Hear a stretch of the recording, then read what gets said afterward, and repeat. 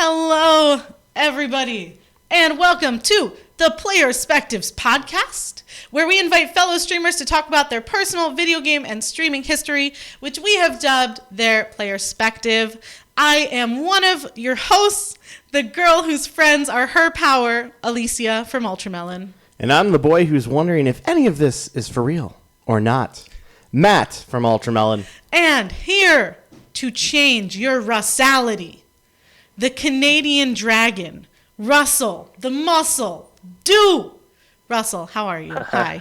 Hi. I'm good. You're good? Yeah. That's It sounds awesome. like there's a little intimidation to your call-out moniker. Is it too much? Yes. Is it too much? Is it too much heat to handle? Too much? Oh, I thought you meant I was being intimidating, and I was. Yes, you were. We're intimidated. I feel incredibly intimidated right now. Yeah, when you're in the Good, 'cause presence I'm of a a dragon. It's true, the Yeah. Canadian dragon. Before we start, Russell, can you say dragon for me? Dragon. Yeah, there it is. Dragon. Dragon? Now you say dragon. No, you said... Dragon. No, you're the one Dragon. that says it weird. No, he said... Anyway. This is a whole argument that we've had. But Russell, thank you so much for joining us today. As you know, we typically start with a role play question. And Yes. the two options were tied. And so... Unprecedented. I know, right? It's never happened before. Awful. Just awful. I feel disappointed. But, you know, we have a solution. That's good. We are going to go with a third unlisted option. Beautiful. They'll never know what's coming. I know, right? It's a huge surprise. So the question that we are going to ask you is, if you were stranded on a deserted island, okay, no one else is there. I don't know if it's like jungle or desert island. Is that a thing? I don't think it is. Deserted. big What is it? about desert island? A desert island, you know. A desert island. I'm on a cake in the ocean. Let's go with that. I love it. It's a giant cake. Which video game character would you want to be stranded with you? I guess if it's a giant cake that I'm on, I would have to choose Kirby. Oh. Okay. Oh, Okay. yeah. What? I feel like I know, but why Kirby? I think he loves to eat, you know? Yeah. So it'd be a nice treat to share with my friend Kirby. Okay. Nice. So you're chilling with Kirby, and you're just like, yeah, you know, we're on this giant cake, but it's fine. We're eating. We're having a great day. Kirby is tired of eating, which I don't think that's ever happened before. But Kirby has had enough of this enormous cake. And Kirby turns to you, and Kirby's like, Russell, I don't know what Kirby sounds like. Russell! There we go. Perfect. Kirby! I don't know if he can speak. He's learned to speak. Or you've learned to understand Kirby. Kirby turns to you and is like, Russell, I'm done with cake. I want to get off, okay? And Kirby's looking at you, and Kirby's like putting all of this pressure on you. Russell, how are we going to get off of this giant cake? So what do you say? Getting to off a Kirby? giant cake. That's a great question. It's a great question, Kirby. I'm glad you asked.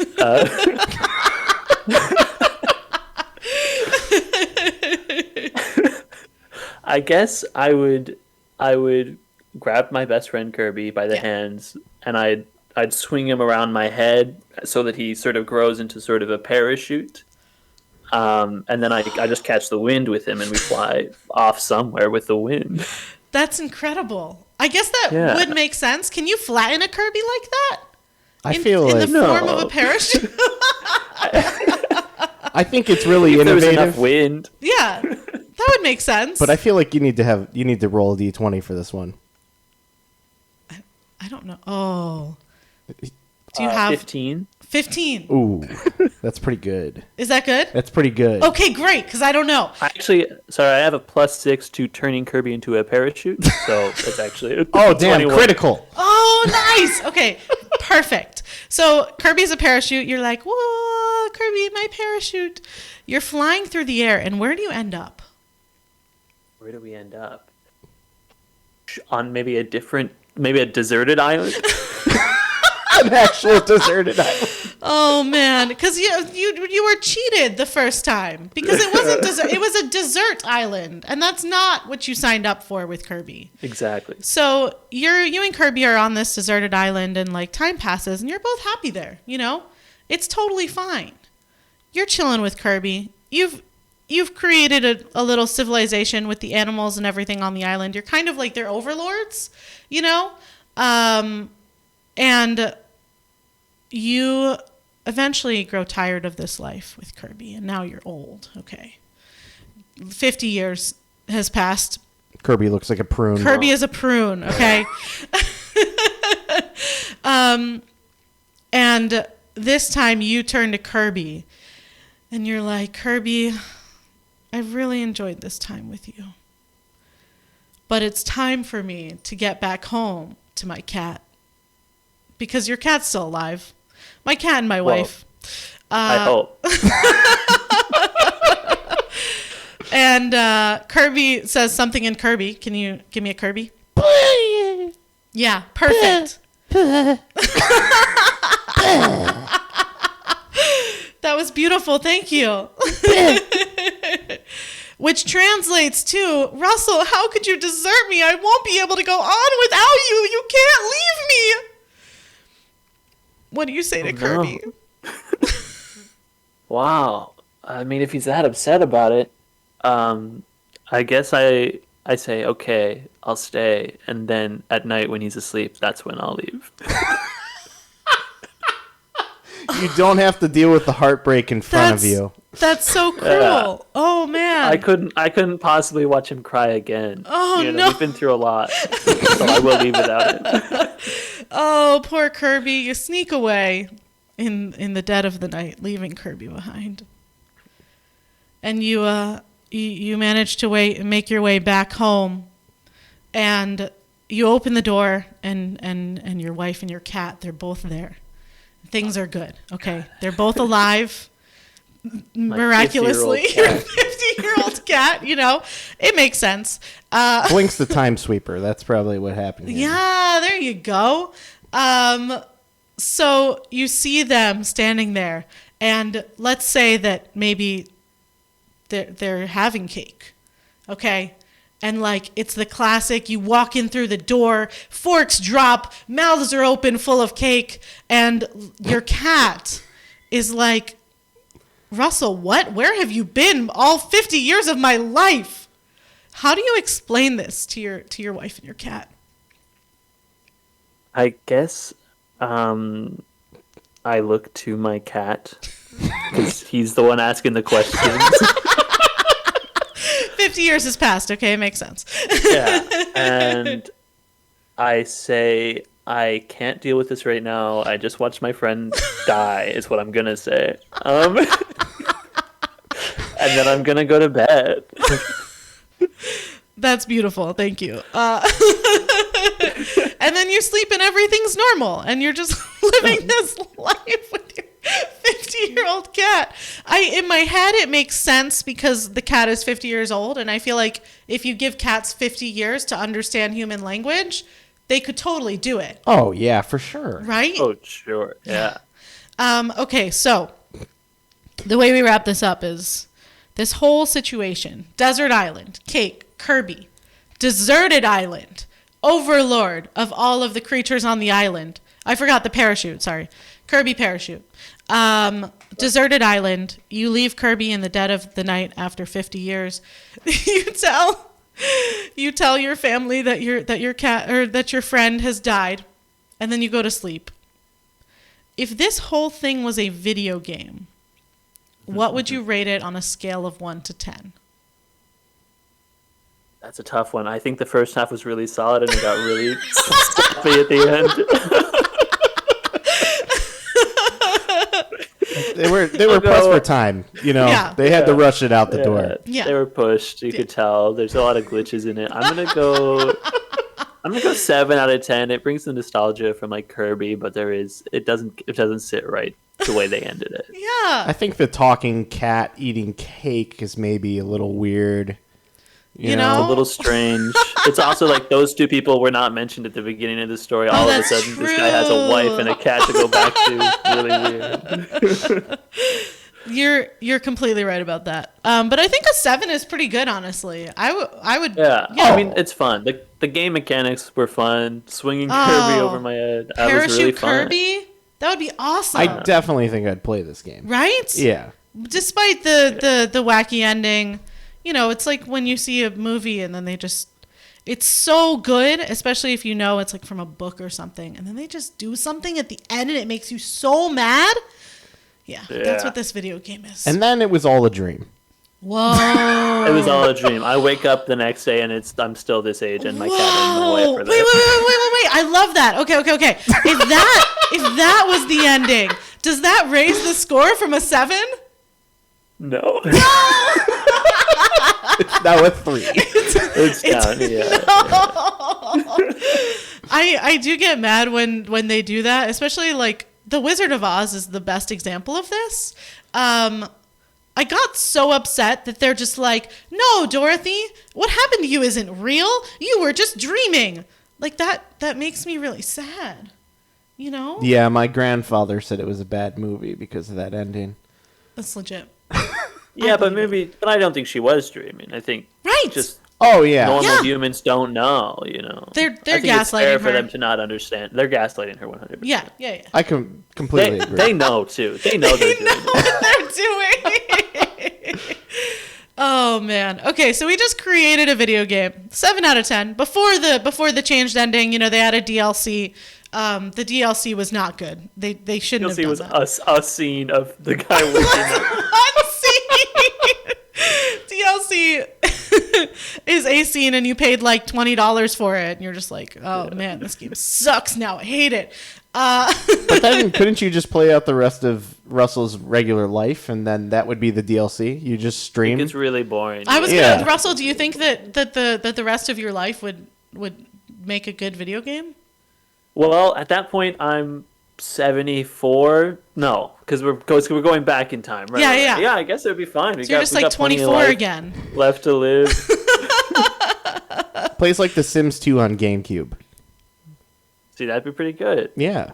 That'd you be get to pretty control good. yourself, 2-player, Ooh. maybe 3 with the cat. With the cat. Yeah. Cat. It's the Pets expansion pack, Yeah, Sims 2 Pets. Yeah. Sims 2 Pets on console is not as good as Sims 2 on console. That's rough. No, I never played it. I did have for Christmas one year I got like every version of Sims 2, which was crazy. Nobody ever got me video games. I got every single version of Sims 2, and then I took them home. This was from my uncle. I took them home, and they didn't work on my computer. Was it a DVD-ROM instead of a CD-ROM? I have no idea. Because there were 2 versions of the game, and I had a CD-ROM at home. And I bought the DVD-ROM version initially, and I had to go back to the store and get the correct version. So that's definitely something that happens. It was absolutely tragic. I did end up getting The Sims 3 not that long after, so that was like really, really good. But I think they were able to get me every version of The Sims 2 because The Sims 3 had already come out. So I'm imagining that they were super discounted at that point. Yeah. That story still hurts my heart way too much. I'm so sorry. But anyway, actually, so the first video game that I played, I think would count as The Sims. So, Russell, what is the first video game that you played? The first video game that I played, I think listen, I've been playing video games my whole life, so it's tough. Relatable. It's tough. But yeah. Not relatable. Thank you for rubbing it in. We had a Sega Genesis, so I did play Sonic. Like I remember getting the second controller and being Tails, and in that case, you actually were Tails and not pretending to be Goofy or anything like that. So. Oh my God! You're just kicking me while I'm down now. Still, it's hurting my heart. Continue, please. Yeah, so I think probably Sonic 2 or 3. We did a lot of Sega Genesis. We didn't have a lot of newer consoles like, Nintendo 64 or anything like that. So we had the Genesis. We played Toe Jam and Earl, pretty good. Comic Zone, all good. Those types of games that I only kind of briefly remember in the back of my mind. Comic Zone was so hard. It's so yeah. Getting past the first level was not an option. I never did. Never did. Yeah. It looked beautiful. Just cool. Though. Yeah. They actually he had a pet rat. Whoa. I wanted a pet rat so bad when I was a kid. That was the pet that I wanted. And I thought I could get. Really? Yeah. This is not a thing I've ever heard before. I did a lot of research. I made a presentation. I never got a pet rat. Yeah. Man, I'm just sorry. Trying to make Matt sad now. Is really what this has been a downer of an episode so far. Not able I said it was going to be that way. Russell, it's all your fault. Come on. So, Sonic the Hedgehog, that was the first game you remember playing, the air, hand up in the air. I mean, I also have a similar experience with that. Like, video games existed in my mind as, everything I can remember. My earliest memory probably goes back to playing video games, or not playing video games, watching video games be played. So, like, Sonic the Hedgehog is a really good one to start with. Did you develop any attachments with Sonic? To Sonic? No. I'll play a Sonic game. Like, they're fine and fun, and you move. And I've never beaten a Sonic game. That's for sure. Wow. Wow. Russell hates Sonic. What is wrong with you? I beat one on my PlayStation. One of the newer ones where you're both of them. You're two Sonics. I can't remember. Yeah, the one where you're Origins two Sonics. Or something like that? Oh, yes. Yeah. That was Origins. Or Generations. Yeah, one of those things. Yeah. And that was fun. Like, it's a fun little game, but I don't care enough about Sonic or his friends. Tails is really where it was at. Yeah. I also was a big Tails fan. I did have that, like, attachment to the smart character in the games. So, that's like, always me as well. Tails was like, Tails creates all these cool things, which in the game we only really see him build a plane, but, whatever. In later games he has a mech. That's pretty cool. Cartoons making everything. I didn't know that was a real thing. I thought that was just in the movie. No, it's based on something. Whoa. The movie has some even base in reality. Oh. Even in the old Sonics, you could tell, like, Sonic was kind of the cool guy and Tails was not. A little bit, It felt like, because, Sonic was like, no, I'm cool, and then he wants the Chaos Emeralds, and then Tails is always like, flying the plane that Sonic stands on. It's clear that he's sort of level-headed without words. Oh, yeah, definitely. Tails doesn't really show a lot of expression either, except when he's getting hurt. Poor Tails. He's serious, He's just a very stoic man, and that's what I appreciate about Tails. So you mentioned having the Sega Genesis. How long into having the Sega Genesis did you not get, or you got a new console? Well, we had also, like, Game Boy Colors for a little while. So, like, Pokemon was played, or, like, same with Advanced. I had an Advanced SP, so it's like a flip phone, but it's a gaming console. Yeah, we didn't get one until that. Wait, what? Yeah, so... I've never heard of this. This hurts me. I'm so sorry. So there's a flip version. It's like a clamshell. If you imagine it, it's a little square. You flip it open. It has the dimensions of the screen. And then, the buttons are on there, like, the same way they would be on the Advanced, but instead of the side, they're on the little bottom part. Yeah. So you can put it in your pocket without it getting scratched. Wow. It's good stuff. It was sick. I didn't even know so the other cool. Game Boy Advance existed when I was a kid. I only knew the SP. It's the superior version. Yeah. SP is superior. That's what it stands for. Yeah. Fair point. Does it actually stand for that? I have no idea what it stands for. Probably special or something like that. Yeah. So I played Pokemon Leaf Green on that. That was the first game that I was really into, like focused on. Like Sonic was just, oh, I'm running through mushrooms and dying, and then I lose. But Pokemon was like, there's a story, and I'm trying to get somewhere, which was fun. So with Pokemon, was that the first generation that you started on with Gen 3?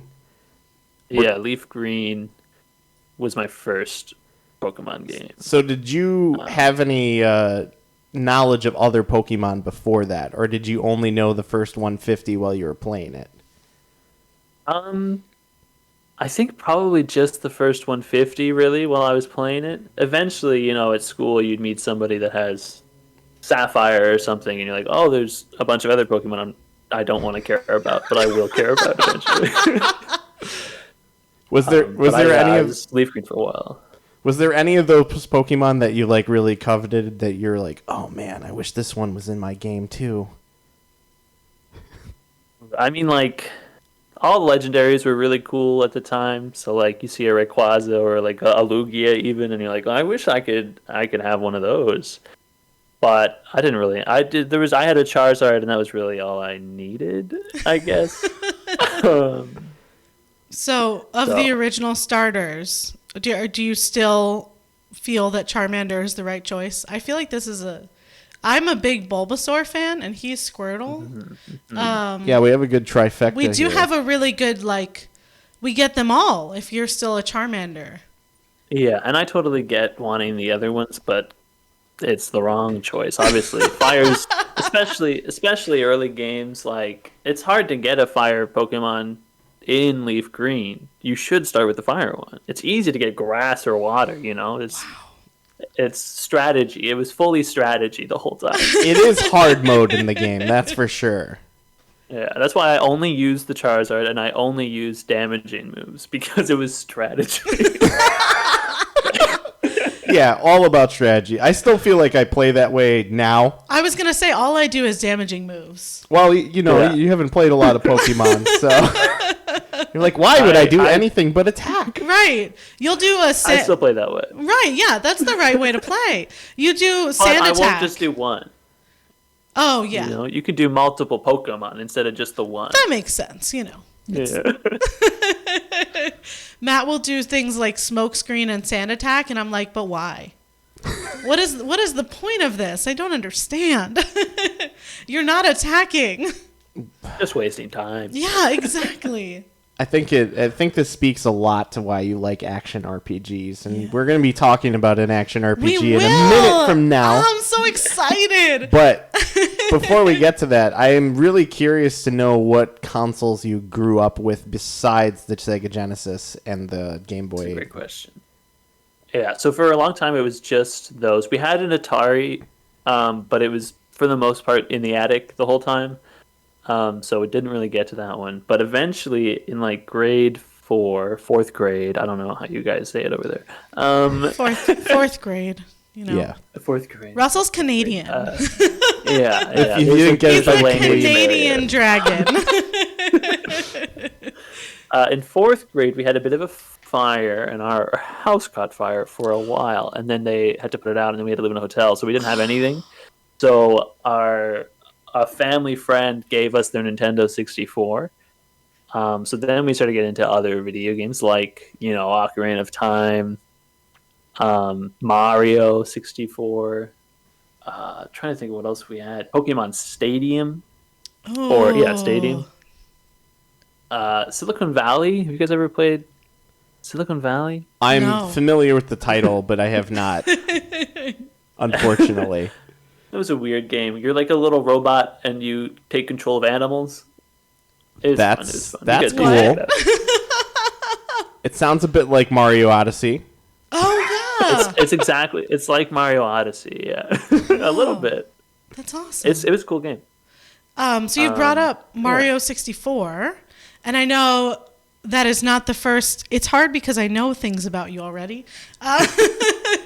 But I do know that is not the first Mario game you played.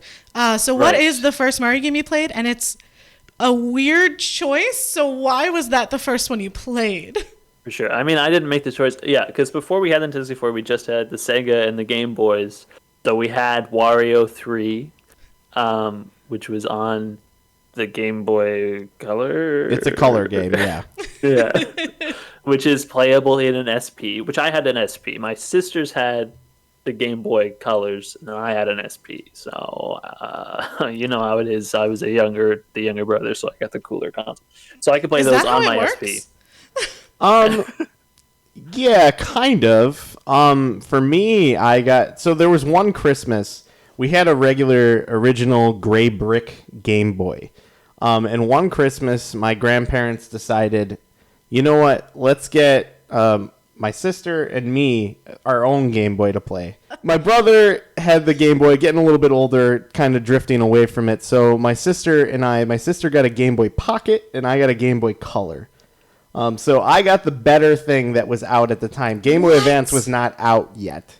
So I got to play, Pokemon Yellow in color, and Pokemon Blue now had a blue tint to it.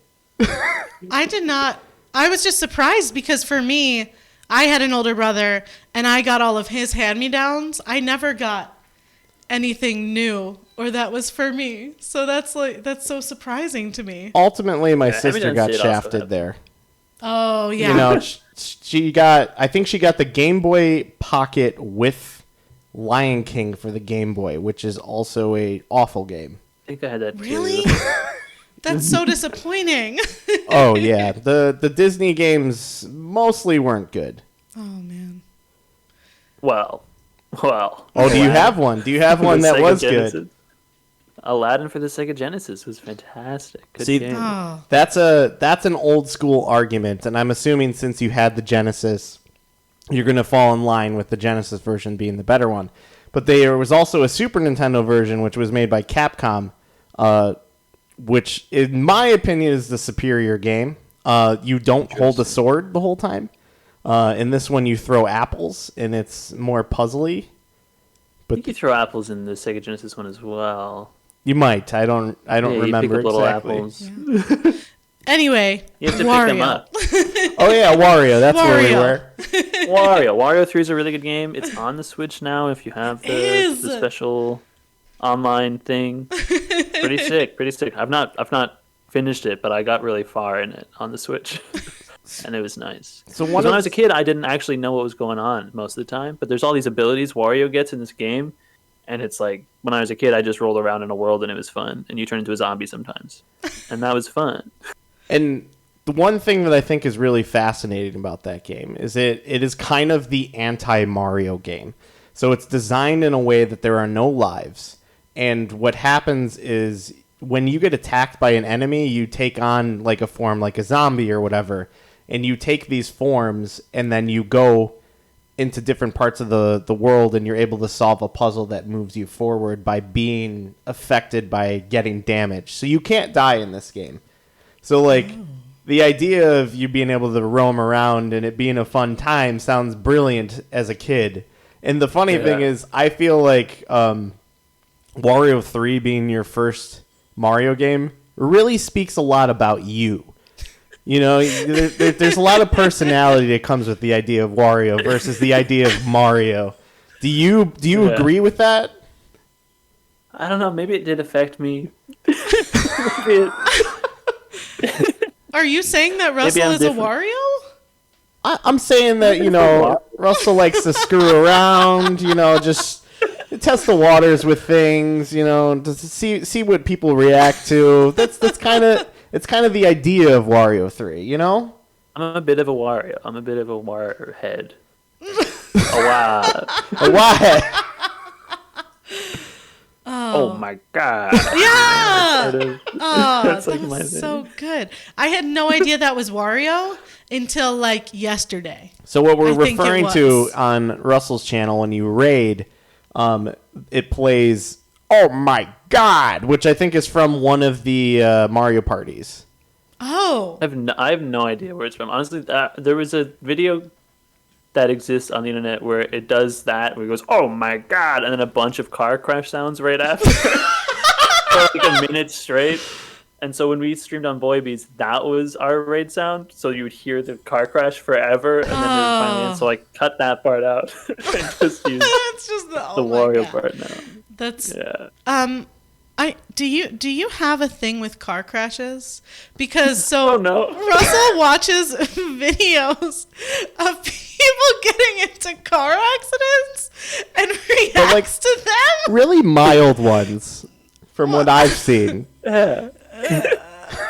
I don't know. That kind of started. We started doing this thing where, in my Discord, we've got a chat where people can send videos for me to react to, and that's how we start the streams off now. Because I get bored, and so my mod Moss sends just hours of car crash content, and that's what we watch. And sometimes it's fun. It's nice to It's nice.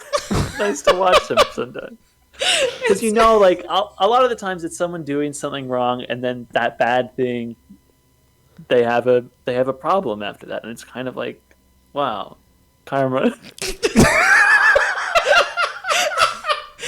And Russell likes to see karma in action. I think it's really And what a better way funny. to see karma than in car crashes. Oh, nice. And I'm really gonna beat this point over the head, but I think it's really funny because this really plays into the Wario persona. I do think Wario 3 affected you. But It's a direct line from Mario 3 to watching car crashes videos for fun. Oh, definitely. That makes sense. We can make a diagram. The Schadenfreude comes from Wario. If anything ever happens in your life and people are like, Russell, why did you do that? You can just be like, Wario. That's It's it. Wario 3. It was Wario Yeah. 3. That's it. So you've mentioned these consoles that you had. What console were you the most excited to get? Ooh, interesting. See, I didn't know I was getting. I didn't even know what a Nintendo 64 was when I got it, so I wasn't like super excited. But then you play Ocarina of Time 5 times in a hotel room, and you're like, this is pretty good. Only 5.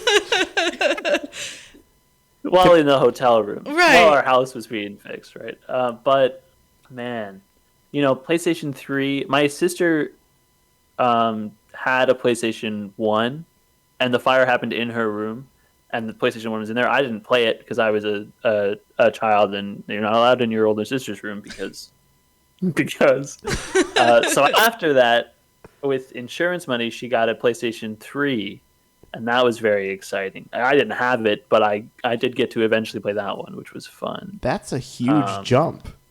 PlayStation Huge 1 to jump. PlayStation Wow. 3 from insurance money? Well, we had Well, I think probably the insurance money from the other things that burnt maybe went towards that as well. Oh, sure. That makes sense, So yeah. I don't think it was an exact swap, but that's how I got to play, Kingdom Hearts, because PS2 backwards compatible. Remember backwards compatibility? Oh, yeah. No. That- oh, no.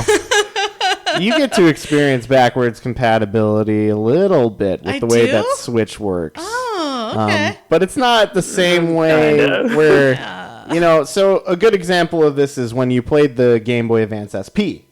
You could take the cartridge that was normally sized probably like a nice little small rectangle. And then we have our Game Boy size, which was this large rectangle that you'd shove it in the same slot. It'd stick out a little bit, but you get to play the Game Boy game on there Yeah. anyway. That is Super so sick. cool. Wow. Super sick. And then the DS had a little slot that you could open up, and you could put Game Boy Advance games in the bottom of your DS instead of like a little cartridge, and that was sick. And the Wii, you could put your little GameCube CD in the big Wii, and that could play, depending on the Wii, obviously. Oh yeah, you just pop the small little thing into the slot, and it just didn't look right, but it worked. So you spent some time in this hotel room. How long were you there for? No, because it was like, once again, it was like grade 4, so it's a long time ago, but it was a few months for sure. Yeah, and it was like the later half of summer and then like the first month of the school year, I think. So So maybe 2 months. Okay. So you had a N64 in this hotel room, and you were playing Ocarina of Time over and over again. Did your family congregate around video games? Was that a pastime, or was it just you in the corner with your N64? Yeah, we all kind of played video games. We all still do. Like, we all had Game Boys or Game Boy Advances, and we all played Pokemon. And I think when we got the Nintendo 64, it was mostly me and my brother that would play that one. My sisters were getting a little bit older. They were hanging out with friends and stuff like that. So there wasn't as much video games for them, but they do still play. I have 2 sisters and 1 brother, for clarity. They're all older than me. So oftentimes it'd be my brother and I switching between who can play. And there was a rule where we would have days. So I would have one day, and then his day would be the next day that could play on the game system. Unless, like, we could play together, obviously, but we wanted to play Ocarina of Time. So playing together wasn't really an option. Yeah. I know that your favorite Zelda is Ocarina of Time. And I would say yes, yeah. Do you think that is tied to you being able to play it during that time in your life? Or do you just think that objectively it is? Let's start an argument here. Do you think it is objectively the best Zelda game? That's a great question. I think most definitely there's a level of nostalgia, which is what makes it so good for me. But it's also a really tight game. It's very good. That's true. There's not a lot of cracks there. It's a nice it's a story. Good game, Good pacing. Nice complicated puzzles. Yeah. A real live world. Yeah, and I mean, I like almost every Zelda game that I've played. So it's tough because I do like them all. Tears of the Kingdom is really good, but it's a different kind of game. That's the issue with Breath of the Wild and Tears of the Kingdom. That's not an issue, but the issue is it's not really a Zelda game.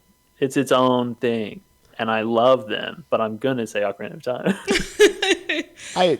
For that point, I would argue for the people that do feel that way. I agree on some levels, but at the same time, I disagree, especially with Breath of the Wild, because instead of having the puzzles broken up into the dungeons that exist in the world, and basically the overworld is to get you from point A to point B. Every section of being in the overworld is a puzzle in some way or another. When they developed Breath of the Wild, they did it in this way where they did it screen by screen in the original Legend of Zelda, and thinking about it in terms of that way. And then they created those basically like set pieces throughout the world, which are their own kind of puzzles. And then you go into the shrines, which are these micro dungeons. And, ultimately you still have dungeons in that. So in the traditional sense, like, it's not the same way where you get 3 things, then you go to the next goal where it's like you then have to do more dungeons, and then you get to the final point. It has all of those little points before, and then the 4 big challenges, and then the final part. I don't know if that makes you feel any different about what I like the way to think about it, but yeah. I don't know, man. I love the game. Yeah. I love the game. And I do like I don't want to talk too much about Tears of the Kingdom, but the way that they did it per temple is like very clearly the parts before are also the temple, and people don't agree with that, it seems. So I know where you're coming from, but I do think that they're like Breath of the Wild and Tears of the Kingdom are fully like their own kind of thing. I think there's still Zelda elements, but it's most definitely got their own structure as well. Whereas all the other Zelda games kind of fit into like a different category to me. Yeah. I would agree, and I think that's Breath of the Wild was the first Zelda game that I played. And I think that it made playing other Zelda games really difficult for me because it is so much you go from dungeon to dungeon, and so I'm just like, well, but do I have to? Like there are side quests and everything, but I think it's it was challenging for me because the dungeons are so much longer, and I personally feel like there's not enough in between, and I'm just like, I don't want to do 6 dungeons, you know? That's too many. But again, Breath of the Wild is the first Zelda game that I played. So when we went to Ocarina of Time, I was just like, what is this? This isn't a Zelda game. Which is very much backwards, but Totally backwards. We have alluded a bit to a certain game, Kingdom Hearts, which I know you are a huge fan of. So what was the first Kingdom Hearts game that you played? The first one was number 1, Kingdom Hearts 1. Okay. Yeah. It was good. But the first time I played it, I think we were renting it. So I only got to Wonderland. Like, I didn't make it very far. But I really enjoyed it. So eventually when we did get it later, couldn't stop myself, you know. And then we got 2 before we finished 1. And I was like, I really want to play that one, but my sister didn't let us because it was still her system. So she was like, no, you got to finish 1 first.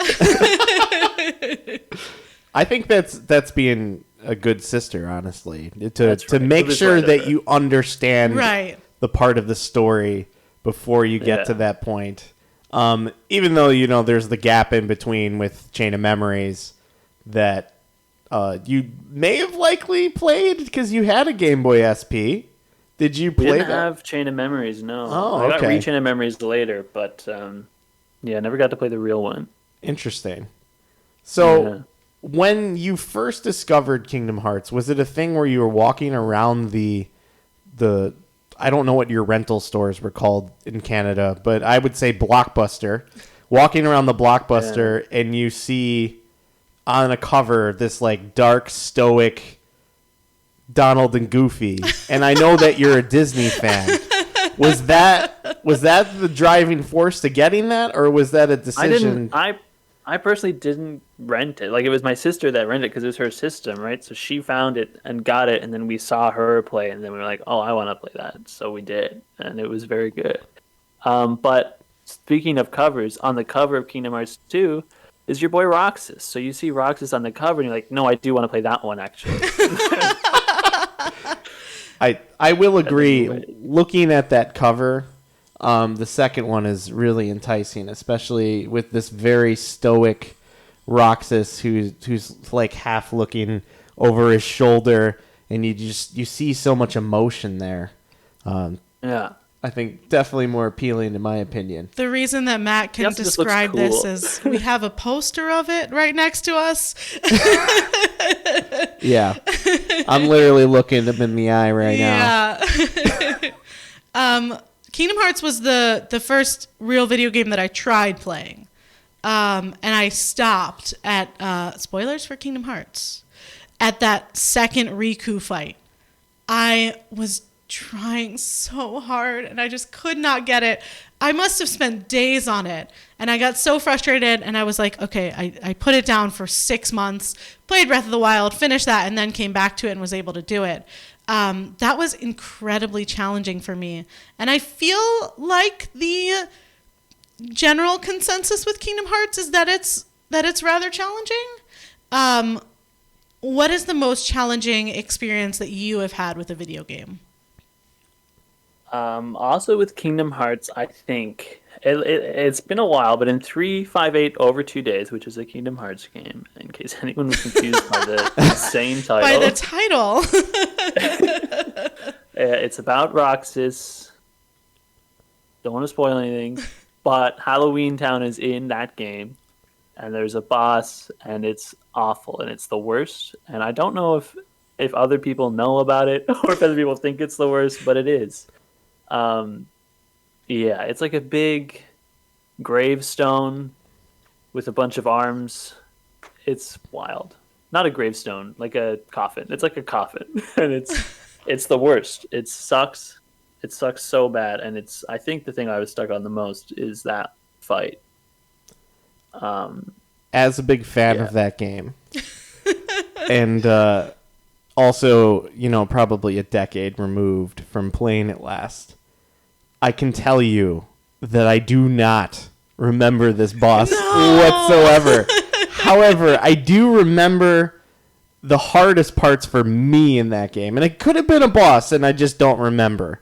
But the hardest parts in that game for me were the escort missions, where you had to, avoid being seen when you were tailing other organization members.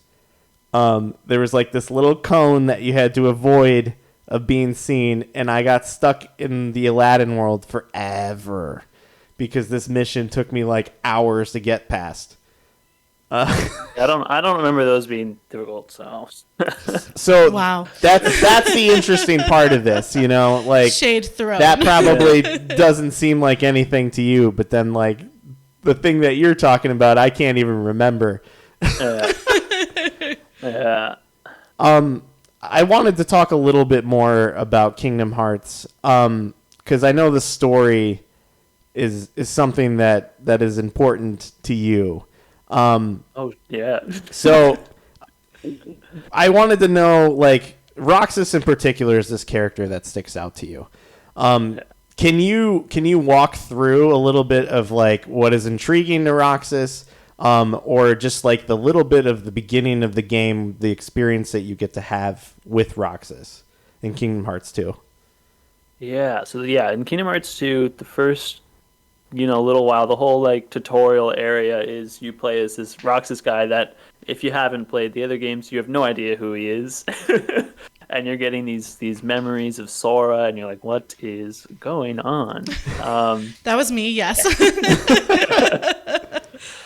And I don't know, I liked the idea. I liked the whole thing is he doesn't have a heart. And I thought that was cool because he clearly feels, and it's this guy's got a heart, guys. I don't know. Look at him. Look at him up there, feeling and shit. And that was... Sorry, can I swear on this podcast? Yeah, Shit? you can swear. Oh, yeah, go ahead. Cool. Yeah, so I don't know. I liked he was an edgy kid a little bit, which was... As a child, that's what I was, I think. So there was a connection there. Sora was always a lot in Kingdom Hearts 1.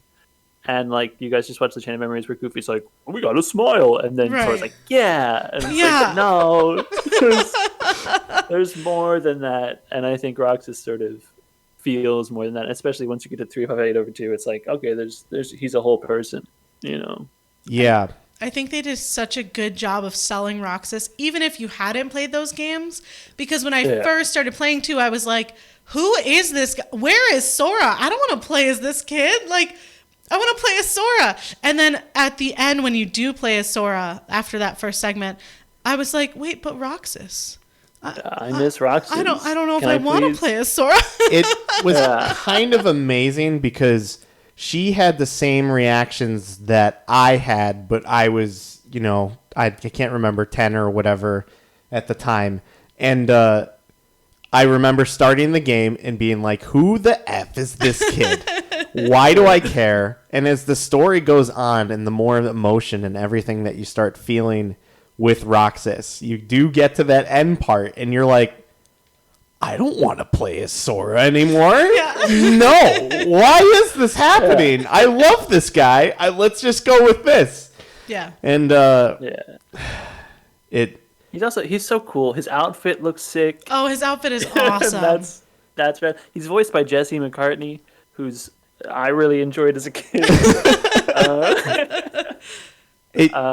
I too was a Jesse McCartney fan. When I drew doodles and whatever, or characters that I wanted to create when at school, I would try to do Roxas's hair because it was my favorite hairstyle out of all anime style things. It's good hair.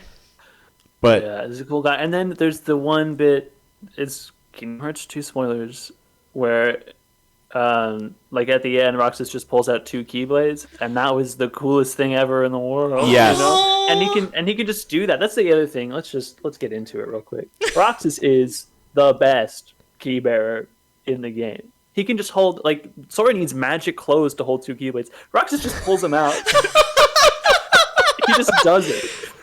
You're right. Yeah, I don't know if you played. I think this is a Final Mix exclusive, right? Where at the end, towards the end of the game, where you fight Roxas. And then you get the Keyblade, 2 becomes 1, and that's, I think, my favorite Keyblade, just because it's Roxas. Good. Oh, that section is so good. And it was so hard. Oh, man. I struggled with that so much. And then I understood, like, I looked up walkthroughs and got tips and whatever. But it was so rewarding once I did it. And then it's so sad and beautiful. And I feel like when you do fight those challenging enemies, it is so rewarding. Would you say that the most rewarding experience you had in a video game is fighting a challenging enemy, or would it be something else? Yeah, probably fighting an enemy or like solving a puzzle. You know, some real hard puzzle. It's like, now it all clicks. As long as you don't there's been puzzles where I've Googled it and that feels bad. It does. But if there's a puzzle and you work on it for like an hour and then you're like, it's all making sense. That's good.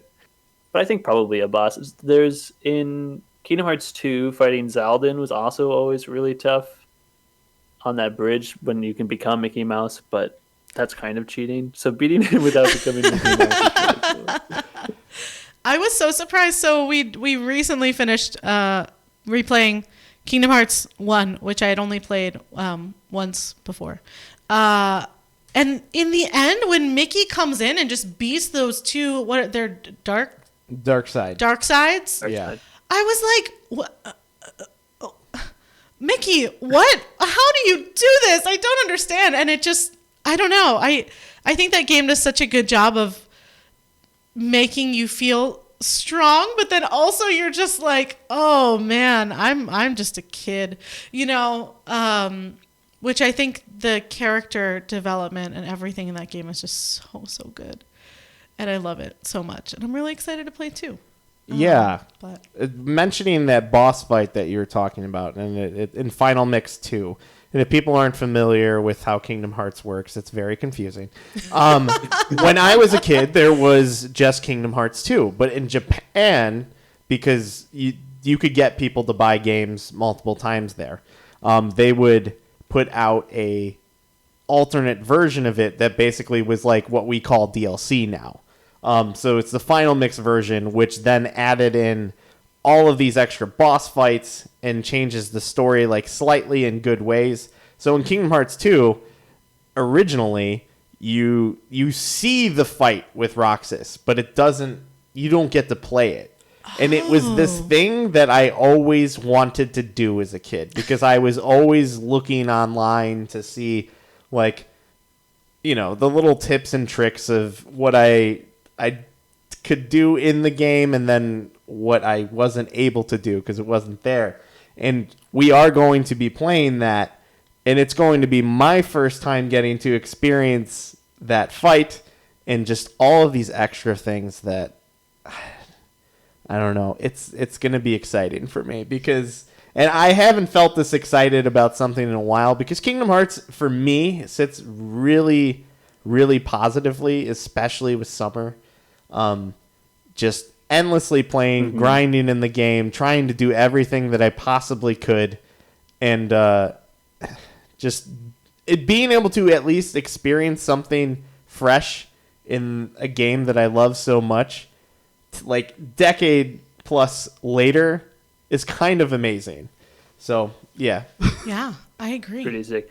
Yeah, and the thing about the summer is it's also Roxas' summer at the beginning of Kingdom Hearts 2. Right. So that's a really fun comparison as well. And that was one of the things that felt really cool to me. And I always like people talk crap about this at the beginning of Kingdom Hearts 2. You basically have to make money so that you can pay to get a ticket to go to the beach and buy pretzels or an ice cream, I think. That's sea salt ice cream. I think there's a pretzel in there, too. Yeah, I think it's... Yeah, because you already have sea salt. Like, they already eat sea salt. Yeah, they're always eating pretzels at the beach. Yeah, so you have to get part-time jobs, and you do these little mini-games. One of them's you ride a skateboard, which, as a big Tony Hawk fan, was really cool, but also at the same time, I'm like, this is not as good as Tony Hawk. But you're doing these chores to make money, and that was something that, like, when I was a kid, I'm like, I can't wait to get a job so that I can do these, like, little chores. So that was really fulfilling for me, even though they're just, like, tedious tasks that you're like, why do I have to do this? But I loved that. Yeah, I struggled with Kingdom that Hearts 2 so really much. made young capitalists. There's a lot of young capitalism, and that's because of Kingdom Hearts 2. You're welcome. So I did bring up a series that I really like too, which is Tony Hawk, and I know this is another thing that we share. What was the first Tony Hawk game that you played? I don't know what they were called. We had it for Nintendo 64. Okay. That's what I remember. I remember there was a level where there was a plane. This is 3. This is Pro Skater 3. Oh, no, plane? It was in the hangar? Like, this is Pro Skater 2. That's the first level of Pro Skater 2. There's like a you can ramp over this plane, and it has a propeller, and then above that there's a helicopter that if you grind across the top of it, it flies and breaks the scenery, and that's where you get the secret tape. Spoiler alert for Tony Hawk Pro Skater 2. And there was a small outside area. Yeah, which I thought was really cool, even though it was literally just like one ramp. But with that, did you then which one of the more story-driven Tony Hawks did you play? So there's Thug, which is Tony Hawk Underground, and then Thug 2, Tony Hawk Underground 2, and then American Wasteland. I for sure played through the stories of American Wasteland and Thug. I can't remember if I did Thug 2 or not. We've played American Wasteland on stream. I remember that. And I had played that before. And I've started Thug as well. And I remember the story. So I've most definitely played those two before, but I can't remember if I've done 2 or not. Which out of all of the Tony Hawk games would you say is your favorite? I mean, probably American Wasteland. I haven't played Thug 2 in a while, but American Wasteland's real good. It's fun. There's a bit more customization than Thug at least had, which was nice. Yeah. I like to look special, you know? My look is important. And it was really fun. We would play it multiplayer and just sort of climb into things, and then we would like change the camera so you couldn't see where you were, and we'd play hide and seek that way, and that was fun. So you had like a little hint, like you could see the color of a wall, and then you could go and try to find each other. But then you would also try to break out of the walls of the world so that it'd be impossible for someone to find it, which was fun. That's a familiar experience for me. I did play those games online, and pretty much religiously. It was some of my earliest online gameplay. And that was one of the things that you would do, like in a free skate. It was basically like a chat room when you were in free skate, and then sometimes people would be like, "Yeah, let's play hide and seek," and then you would learn these like glitches of how to get in the wall, and like breaking boundaries as a kid seems really cool.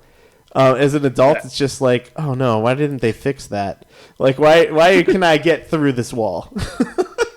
Yeah.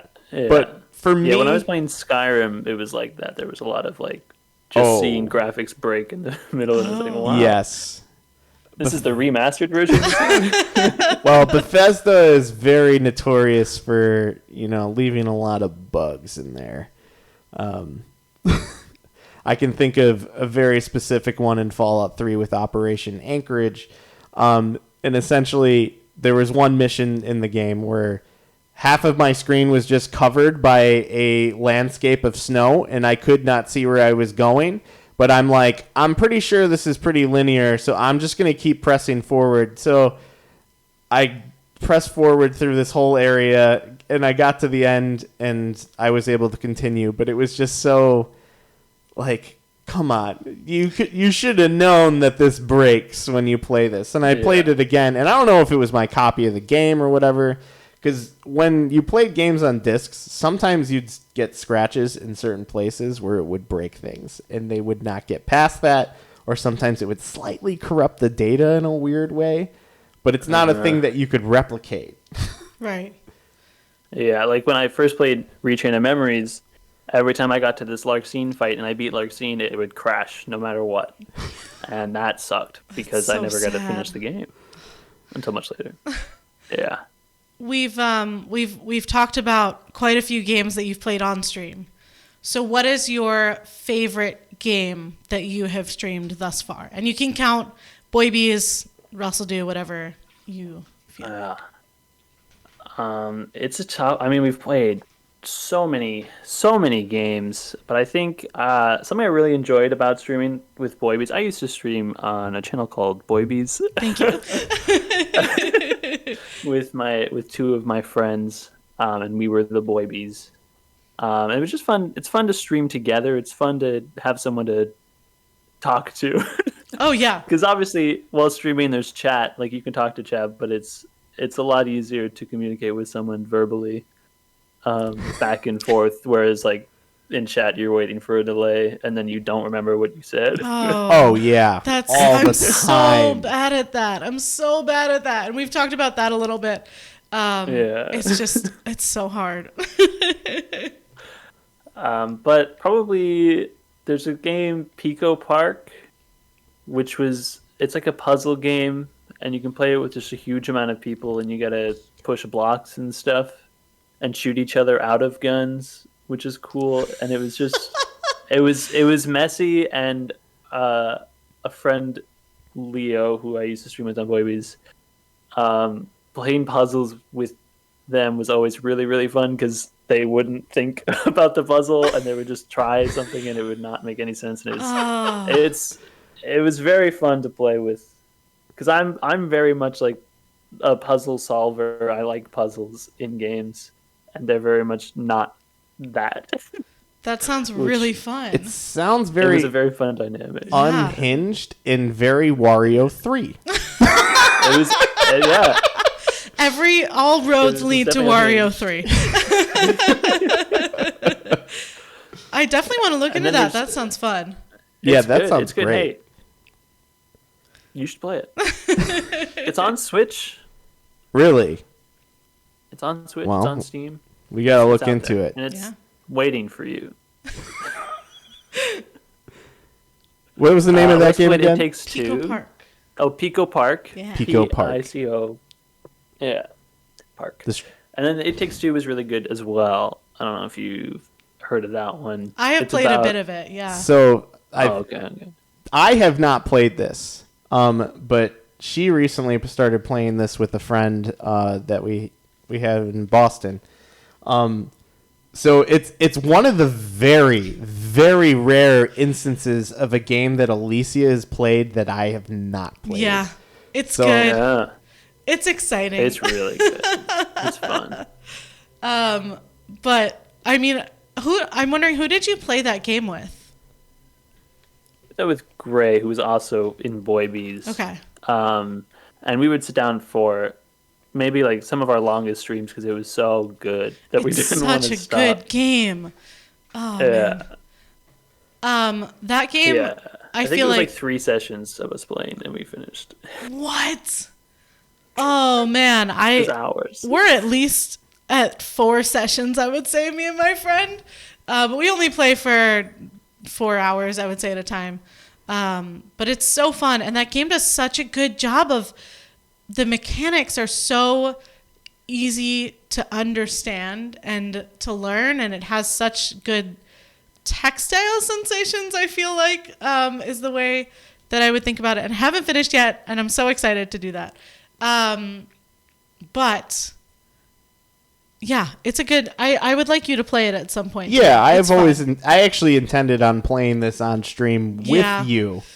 But when your friend suggested it, I'm like, I'm not gonna take away that experience. Right. Like, go for it. Go ahead. Yeah. So you have been streaming now. You started with Boybies, and now you stream under ruscledew. How long have you been streaming for total? Good question. On ruscledew, we've been streaming for just over a year now, and then Boybies, I don't know. At least a year, maybe like a year and a half. Okay. And I'm so sorry. I did the ruscledew. We learned like our russality was changed a few weeks ago when Russell is spelled Ruscle in ruscledew, and I always assumed that it was just Russell, but it's not. It's Ruscle. So Matt and I were in Russell's stream, and he said something like Ruscle, blah blah blah, and I was like, what? I just was like, what did you just say? He was like, Ruscle. I was like, yeah. I've been saying it wrong for so long. It's been what, eight months or something that we've both just been saying this incorrectly. And I mostly blame you for that because I have take responsibility. Trouble reading words. I'm dyslexic, so like if I haven't heard a word out loud and it's something that I can't recognize from hearing the word out loud, I can't read it. I can attempt if I slowly break things down, but the anxiety of getting it wrong gets to me, and I don't try to do it. When I saw your username, I saw a muscle in there. That's what I saw too. And so I was thinking that that's how it would be pronounced, but Russell, but muscle, not Ruscle, muscle, So I just went with what she said. Yeah, it's my fault. It's actually, I can't believe we haven't touched on this yet. Russell was the first person to raid us. And it must have been, I think, the third or fourth day that we streamed. And Matt had gone to see a guy about a thing, which is how we say go to the bathroom. Although now it's become conquer the darkness. So Matt went to conquer the darkness. And I was alone, and I had not streamed on Twitch at all before we started. And I see this notification, and it's like, ruscledew has raided you. And the icon is like a balloon. It looks like a war balloon. Like it is a scary thing. And the word raided, and I was just like, what is happening? The channel is being invaded. What do I do? And I said nothing. I was totally panicked. And then Matt came back and he was like, oh, thanks for the raid. And afterwards I was like, what does that mean? And he was like, it's a good thing. It's a good thing. But what amazes me is you stuck around, which was so cool, even though I completely ignored you. Can I know, what was your impression of that moment? So, number one, Boy Bees started in March 2021 and ended in June 2022. Number two, Phone a friend. There's this little bit. I've got a producer in my ear, and they let me know. There's a little bit from Boy Bees where we rated a guy named Captain Sparkles, who's a very famous YouTuber, and he didn't recognize us. Like, he didn't acknowledge it at all. And so we banned him. So it's been this little bit where if people don't acknowledge the raid, we just ban them. And it's usually like we would raid super big people, and it'd be like a little joke, like, haha, they're banned because they're not gonna know. So it was funny because like there was a chance that I'd raid you guys and I'd be like, oh, well, they didn't acknowledge it, so they're banned. But I was like, that's obviously not. They're not. They don't know that this is happening. There's something else happening. And usually you give some time, like, you're busy. There could be a delay. I don't know what's going on. And you're playing Ocarina of Time, so it's like, I'm going to watch for a little while. Right. So there was no, like, negative view of you at the start. And then Matt came in and was like, hey. And I was like, oh, there's two people. I feel like I was also just silent. Like it happened and I froze and I was like, I think I was just playing the game and not saying anything. And it was terrifying. I remember it was absolutely terrifying. Coming back and you seemed oddly somber. And And then I sat down and I saw the raid message and I'm like, oh, sweet. Yeah, this is great. Our first raid. Really cool. And I'm pretty sure like I reacted really enthusiastically. I think you did, because, yeah. And I think I asked you, I'm like, did you know what that means? And you're like, no. No. Yeah. It's such a fond memory. And in the months that we've streamed, we have learned things. I now know what a raid is, you know. Oh, that's good. I know. It took a while. Important. It really is. But you have streamed now for, I guess that would be 2.33 years. During that time, what is the most important thing that you have learned about streaming? The most important thing I learned about streaming is a great question. Thank you. Just looking at a... and there's an answer. There's an answer for sure. I think the most important thing I learned about streaming, I already knew a bit about streaming before I started. I used to watch a little bit. But I think that the best thing about streaming, at least from my perspective, is like, you know, making connections. I think it's important to make friends, which is, you know, parasocial, not that kind of friendship, but like when you raid people, you should talk to them. You should try to make them your friend. Like, you know, I raided you guys to force you to be my friend. It works. Congratulations, mission complete. yeah, and that's what I do. You know, it's about stealing viewers. It's about terrifying people on their third day of streaming. Exactly. It's about intimidation, just like it was at the start. It's always about.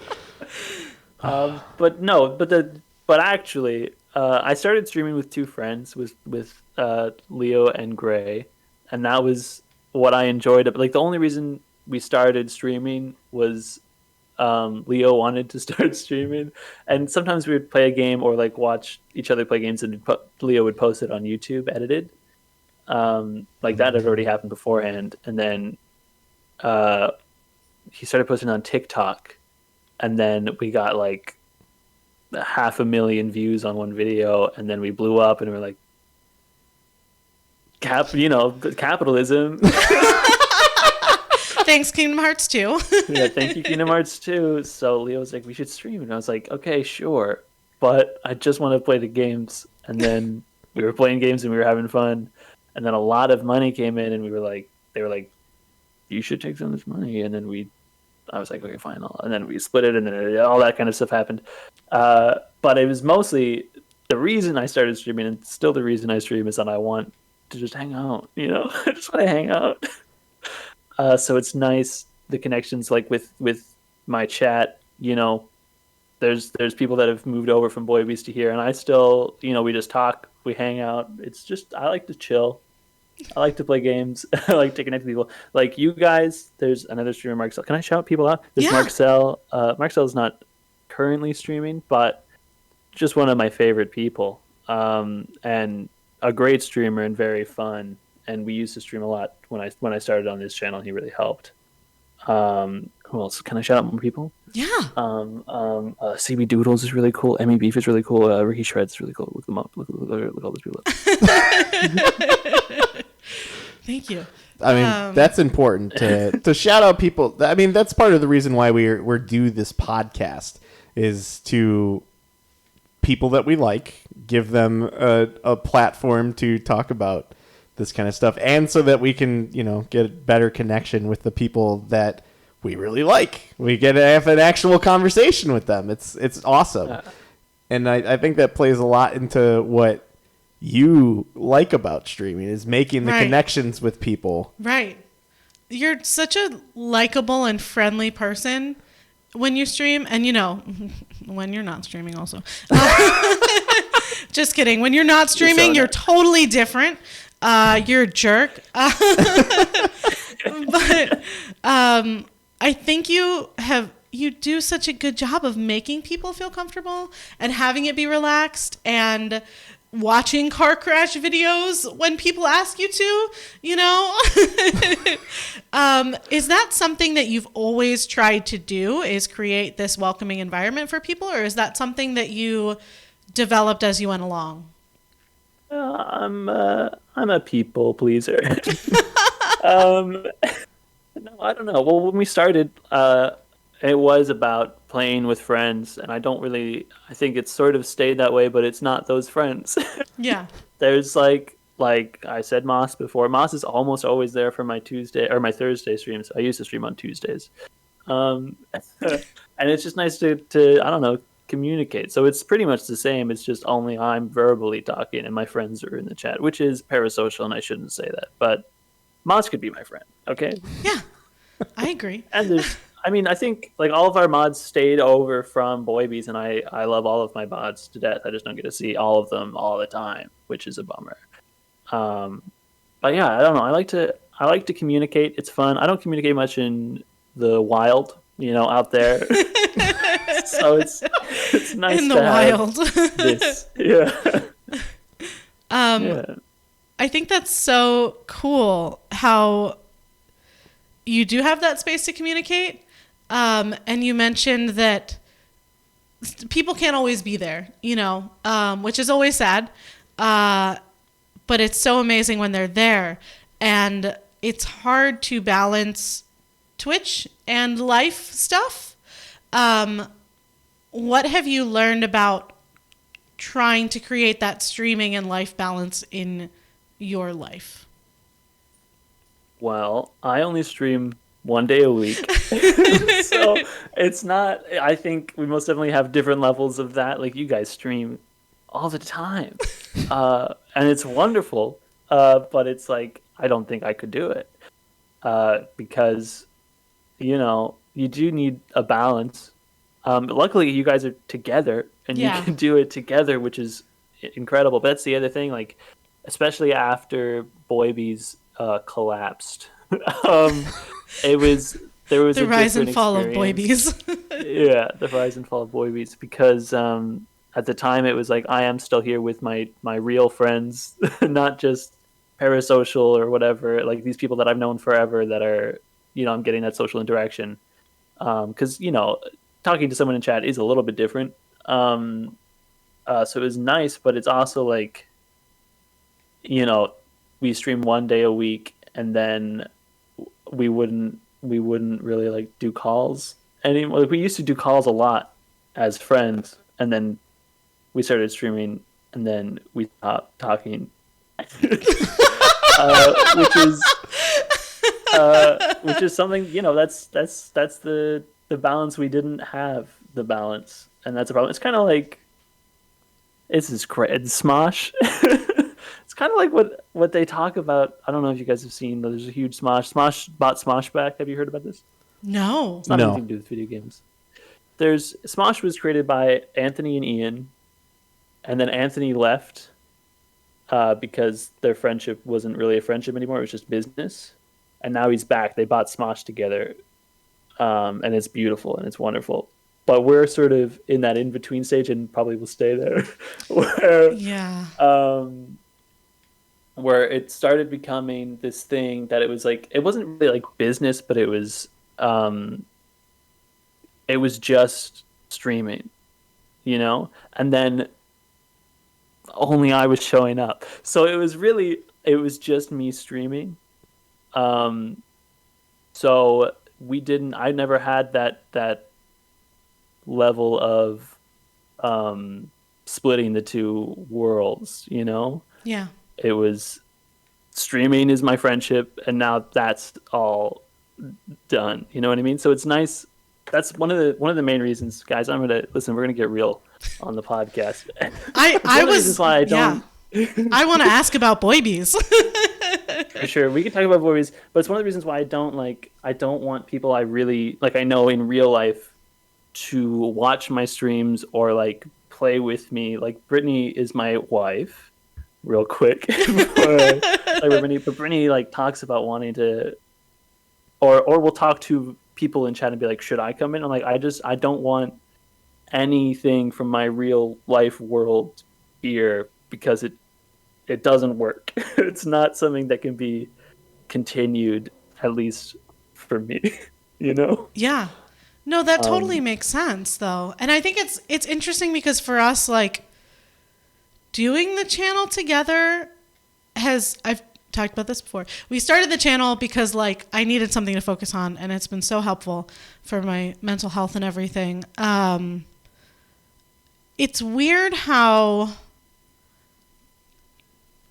integral the channel has gotten to our, like, become in our lives. And not in a bad way. I love it. I think it's amazing. And I love that I'm doing it with you, and I don't think I would want to do it any other way. Yeah. So it's really interesting having our experience and then hearing you be like, I don't want anything from my outside life, which also we don't want things from our outside life. Like it's gotta just be us, and then we don't want other people getting involved, you know? Yeah. Yeah. And for me, I think really how that dynamic works for us is that we both have a desire for performance. I've always been inspired to stream. More specifically, I was inspired to like do Let's Plays when I watched Achievement Hunter all the time. And that was like, I want to be a part of Rooster Teeth. That's what my brain always wanted, and I'm not a very motivated person, due to whatever reasons.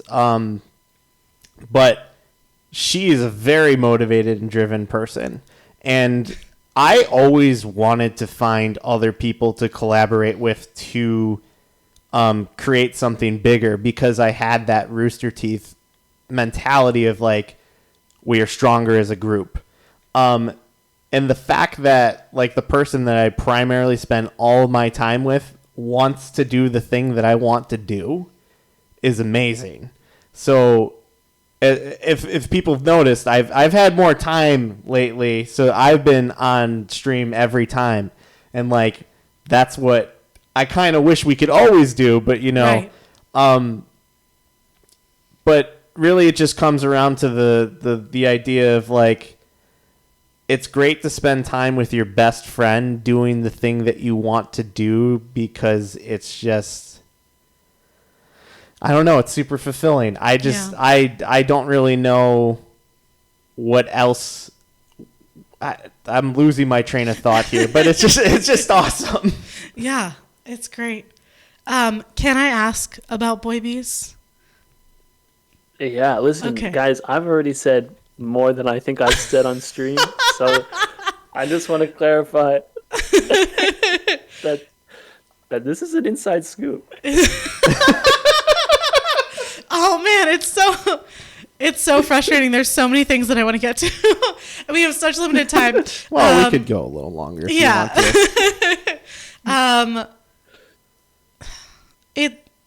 It must be so awful to do something with your friends and then have it kind of go downhill and have it fall apart and not be able to maintain those friendships. So what was kind of the breaking point for the Boy Bees where it was just like, this is not working anymore? And was it you were like, guys, no, we're done?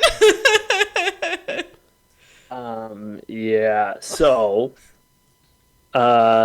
in like December before it crashed, our friend Gray, the other two were living together, and Gray moved out to a different place with their boyfriend, and then Gray couldn't join the streams as much because many reasons. It all made sense, and then we would still try to find time to like make videos, and then Gray would edit those.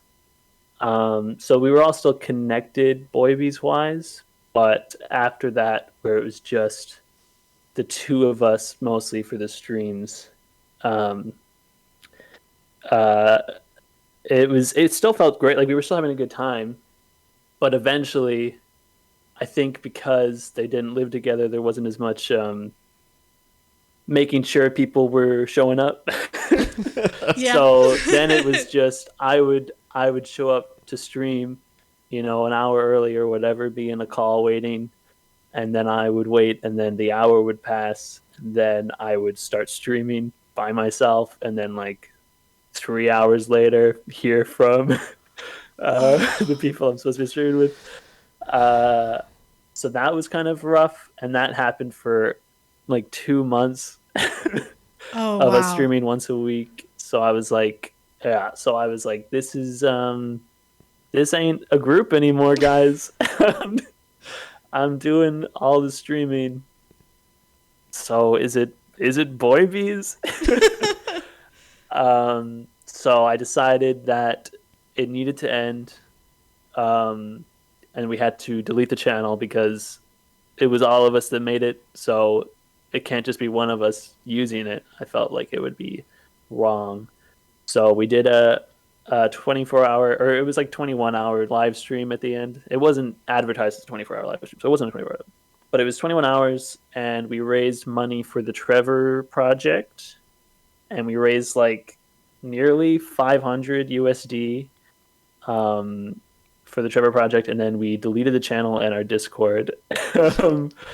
And it was nice. And throughout, we had like little goals where if someone spent a certain amount of money or donated a certain amount of money, they could kick somebody from the Discord. for the last 28 hours. Slowly purge everyone. It was really fun. I ate a whole banana with the skin on, and it was the worst. That sounds worse than an orange. It almost sounds poisonous. Yeah. I googled it, and it wasn't, apparently, but it was not good. And we had we had some of our friends like Emmy Beef and Shrek Plays, who doesn't do any content anymore, which is a bummer because he's really funny. And they helped at the beginning of the stream, which was fun, and it was a nice big community day, and it was rad. Yeah. Minus the really good ending to it. You pretty much described why every single band in high school I had failed. I was the guy that showed up maybe with someone else, and then everybody else didn't get there. Yeah. Even though it's a commitment issue. Right. It's so hard to wrangle people together to get to continue to make something be a thing.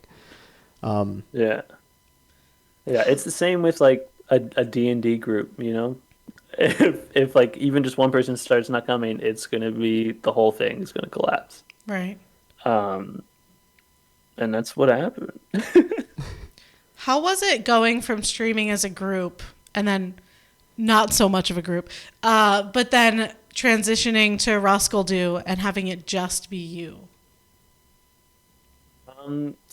It was, for the last 2 months, it was just me. That's the thing. It's like I sort of gradually got into it because everyone else was gone. So it was just something I got used to, and I wanted to have my own thing. Like we were using Boybe's stuff. There was these we started off as PNG tubers, so we would have these little guys that would flash, and those were us. And I started doing face cam for a while, and I was like, this should just be what I'm doing. I should detach myself. So it was pretty much the same. The only difference is I miss streaming with my friends. Yeah. Yeah. But I was missing it while doing it. So yeah. It's kind of a relatable thing to me in another way too. I used to do a weekly stream with a bunch of different guys at a bar every Monday. And we would be there from the opening of the bar to the closing of the bar. And it was a really awesome experience, but eventually it just kind of started collapsing because some people didn't want to come anymore. Other people were running out of time of coming. The two main core guys that were always there no matter what one of them moved away, and then also the pandemic happened, and that kind of took away our place to do the thing, so we just kind of stopped doing it. And yeah, it really sucks, because it's like those kind of friendships and playing games with people is really powerful. Yeah. And it's hard to want to do that with other people and then just not have that ability to. Yeah. So we're talking about things that are really frustrating and sad. But there are also parts of streaming that are super rewarding and amazing. So what has been your most rewarding streaming experience? Most rewarding streaming experience? I mean, probably the last Boy Beat stream is the most rewarding. Like, making all that money for charity was really cool. Having everyone come out and, like, support, even though it was the end, like, supporting us dying was weird, but it was like it was nice. It was nice to see people move over to, like, my Discord and have people there. Yeah, and it was a long time. I got through a whole banana. That's an achievement. Yeah, and it was planning out a long stream like that, like having goals and stuff like that, was not something we really did much of in Boy Beats. Oftentimes we would just play whatever we decided while starting the stream. We'd have like a just chatting moment, and then we'd decide what we were doing. So it was nice to have everything planned, raise a bunch of money, and like stream not for subscribers, because we didn't want subscribers because we were deleting the channel, but just streaming for like a good cause was cool. It'd be nice to do more of those. Like when we did actually, it was sick that I got to donate money. It was a lot of money. But yeah, I don't know. I like being useful. Yeah. So it was nice. It is awesome getting to use like that platform and the thing that you built to actually work towards a good cause. And it's kind of a beautiful way to end the whole thing. Like I'm pretty impressed by that.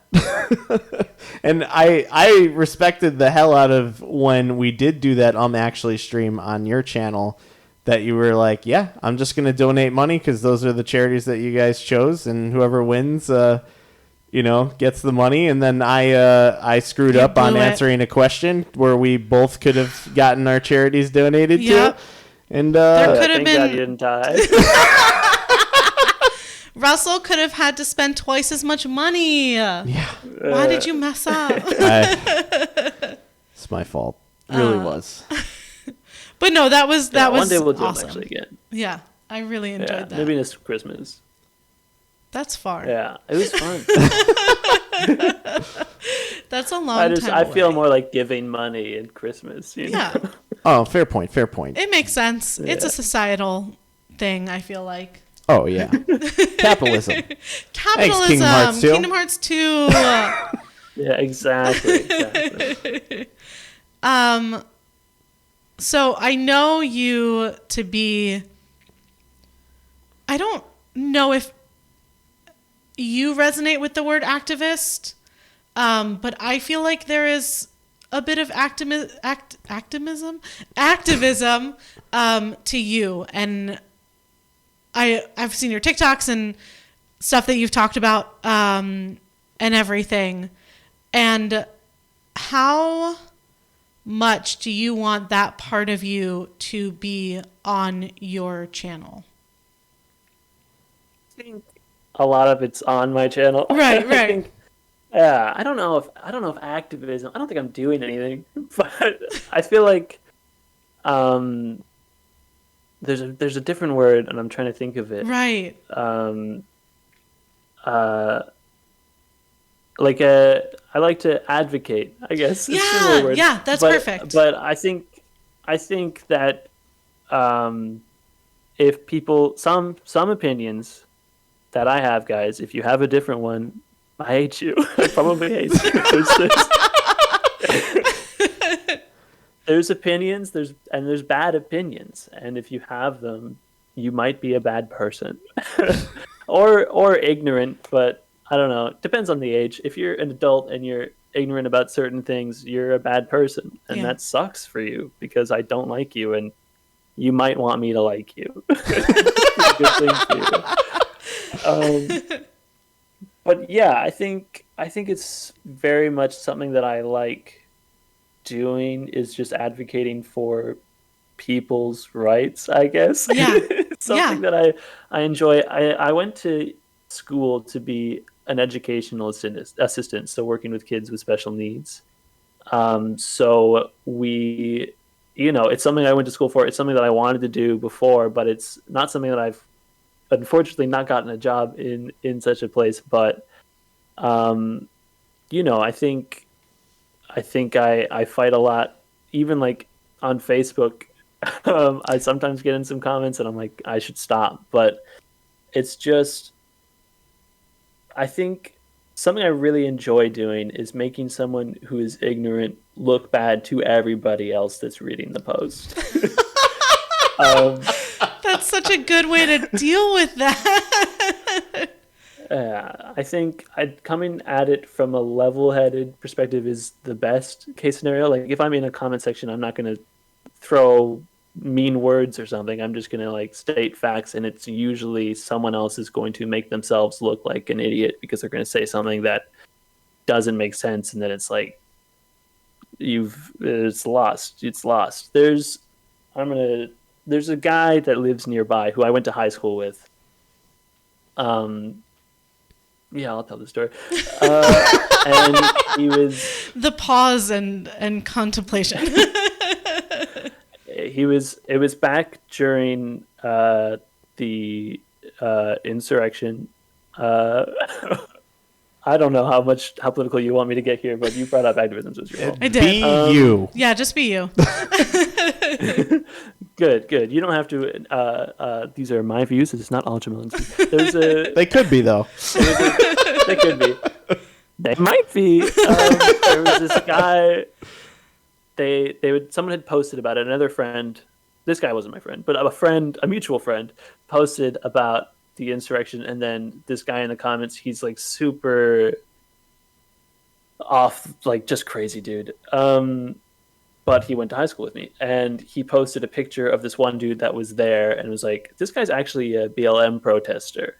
And he was seen at a BLM protest, and then the picture he had sent was him with a sign at a BLM protest actively against BLM.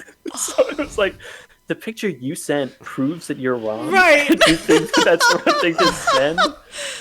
Oh, man. And so we argued for a little bit, and throughout high school, I'm not straight. So throughout high school, people would call me words, and he and one other guy called me the F slur. And in the comments, the other guy was like, dude, shut up, you're wrong. And I was like, wow, people can grow.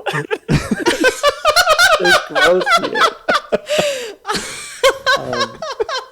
So it's nice. That's really nice, actually.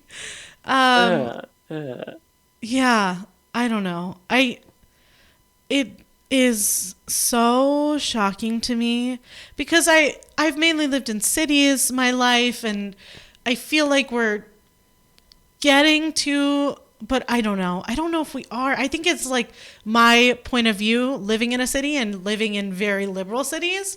Like I lived in Boston, and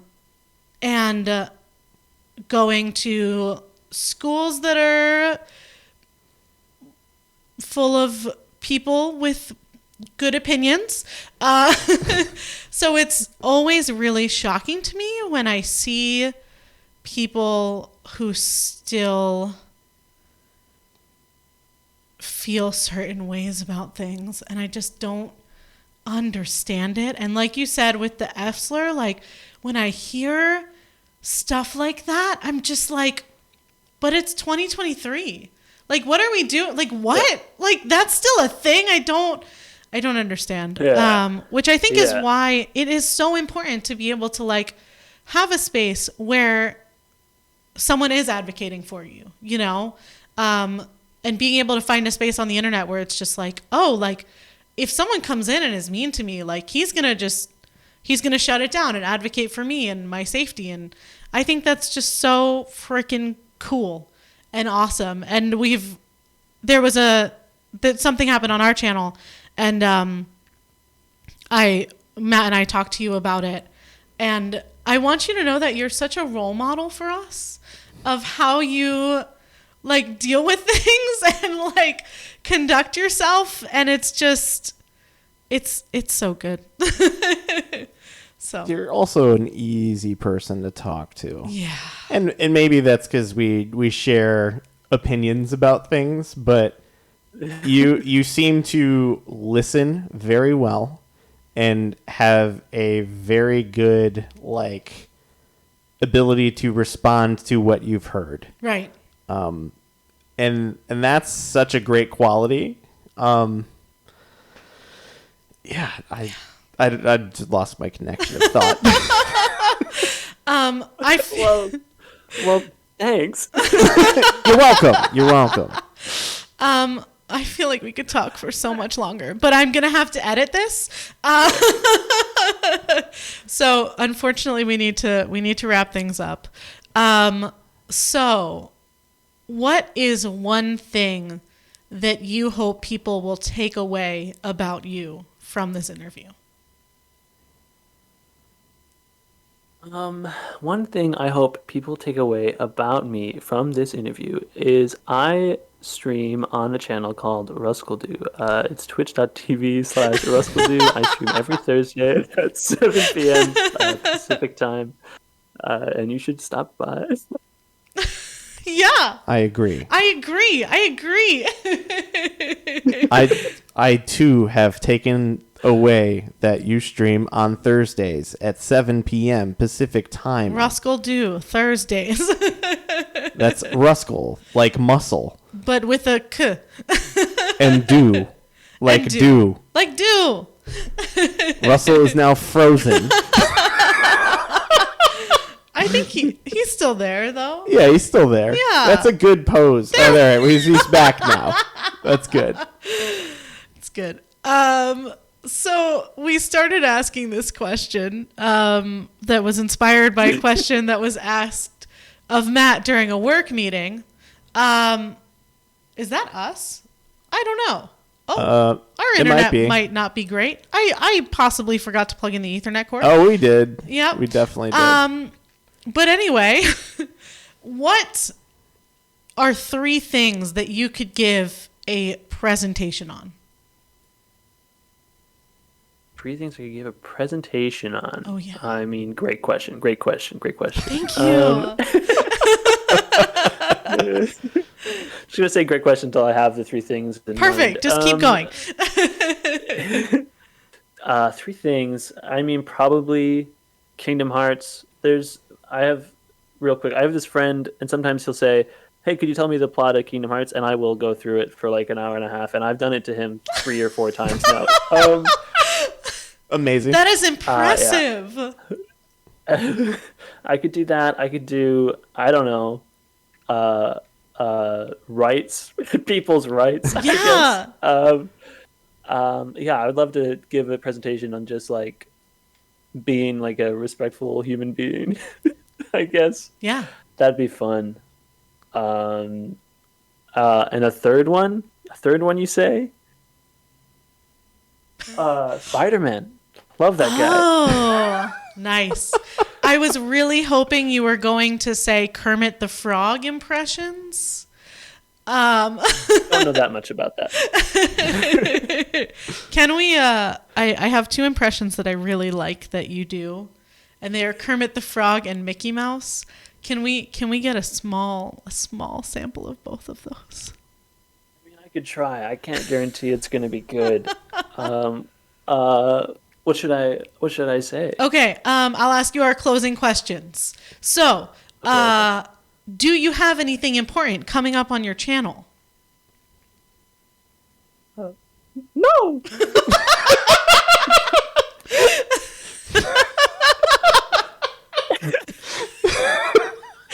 I'm so sorry I put you on the spot. Flawless. That was so good, Is that though. good? Did that nose sound like Mickey Mouse? You didn't do the ha-ha, though. We missed. Don't sound so sad. We missed the ha-ha. No. What about Mickey Mouse giving Sora a pep talk? Oh. Or Riku. Sora, smile. That did happen, though. Not with Mickey, but with Jiminy frickin' Cricket, who was like, Sora, don't be sad. And that was, Sora was like, I'm Sora. sad. And they were like, no. No, sad bad. Yeah. Sora, smile, Sora. Sora. He kind of sounds like that. That was pretty good, yeah.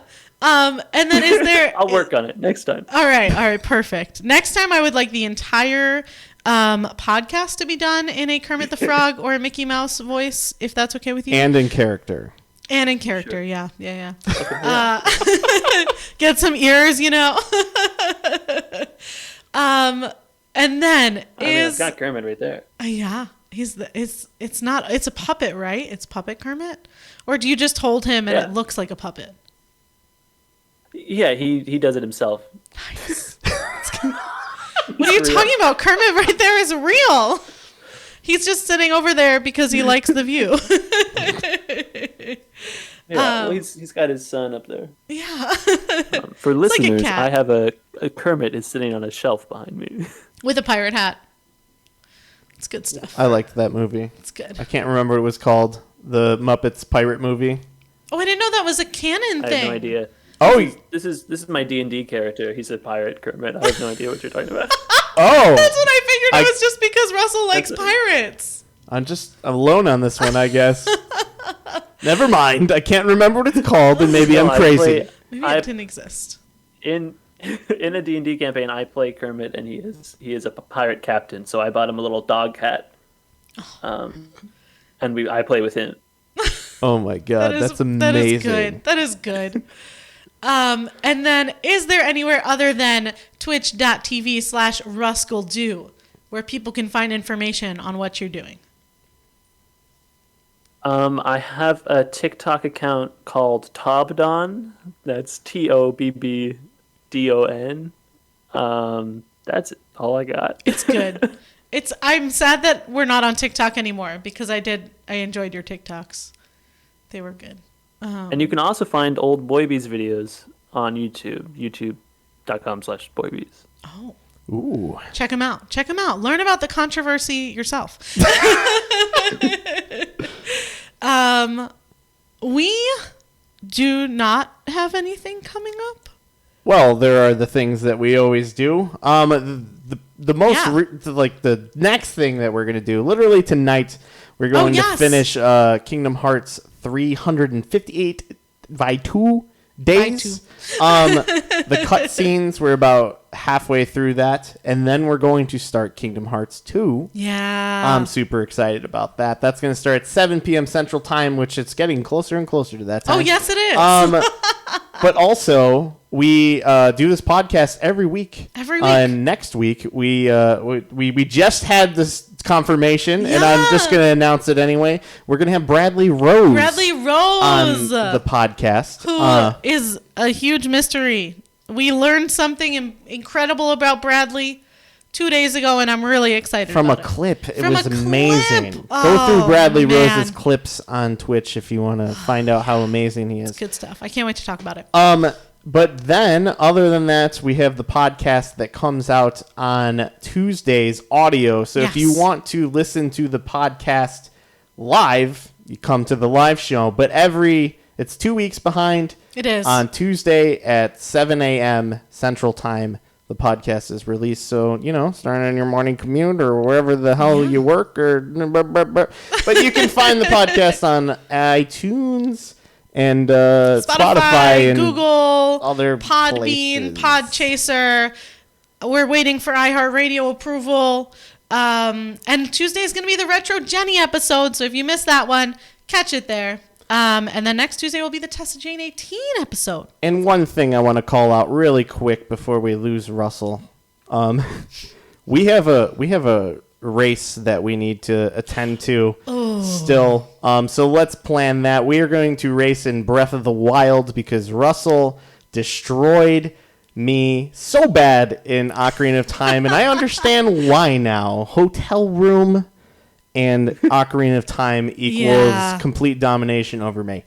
So we're going to play the game where I feel like I have the home field advantage, and we'll let you know in our Discord where you can keep up with anything else that we do. Yeah. Other than that, I think I should let you know that you should take your vitamins, eat your vegetables, and ta-ta for now from me. And remember not to compare yourself to strangers on the internet. This has been Playerspectives. Thank you so much for listening.